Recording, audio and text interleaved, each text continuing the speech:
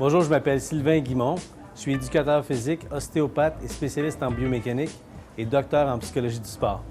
Aujourd'hui, j'aimerais vous parler de l'importance de la posture, surtout chez les dames qui sont enceintes, avant et aussi après l'accouchement. Donc, premièrement, lorsque vous pensez à devenir enceinte, c'est important de travailler votre posture avant même d'être enceinte pour s'assurer que lorsque vous serez enceinte, vous aurez un excès de poids et surtout qu'il sera porté vers l'avant. Donc, la base de sustentation, c'est ce qu'on appelle les pieds. Donc, on est tous debout et là, on a décidé de se lever debout justement pour être capable d'utiliser nos mains. Et ça a amené des problèmes majeurs au niveau des maux de dos. 93 des maux de dos sont dus justement à des mauvaises postures. Et lorsqu'on est enceinte, bien effectivement, le centre de gravité est déplacé vers l'avant et ça cause des surcharges au niveau lombaire. Les muscles doivent donc travailler plus fort.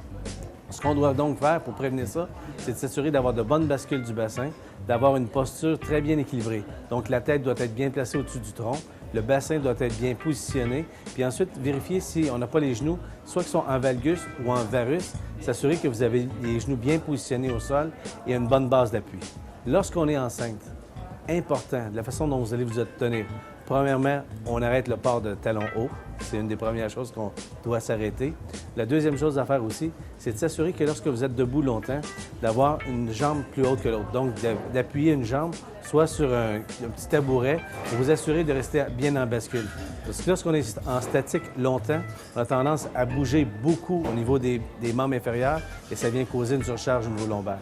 L'autre point important, le sommeil, les postures de sommeil. Ce qui est important, c'est de se coucher sur le dos avec deux gros oreillers sous les jambes, ce qui permet au bas du dos de s'appuyer complètement au matelas.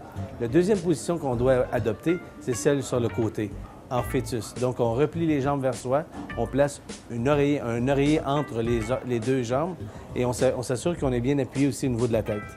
Une fois ces choses-là faites de base, le matin, ce que vous pouvez faire, c'est prendre une jambe, la tirer sur vous, prendre l'autre, la tirer sur vous, ensuite prendre les deux jambes puis vous mettre en petite boule, ce qui va permettre d'étirer le bas du dos. Et lorsqu'on se lève, on peut aussi faire certains étirements, donc de bascule du bassin, mais vraiment d'être très prudente pour pas justement faire de chute lorsque vous êtes enceinte. Et par la suite, après l'accouchement, bien, on se remet en bonne condition physique. Faire attention de ne pas garder un excédent de poids et toujours penser à sa posture d'être le mieux positionné possible.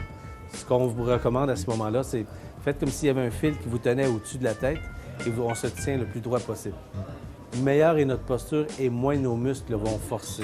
Donc, en général, une bonne hygiène posturale, c'est nécessaire pour les femmes enceintes, c'est nécessaire pour nous tous, mais c'est surtout et avant tout pour prévenir des maux de dos qui sont tellement courants. 4 personnes sur 5 ont ou auront mal au dos dans leur vie. Donc, c'est énorme. Et ça, souvent, c'est dû à une mauvaise posture.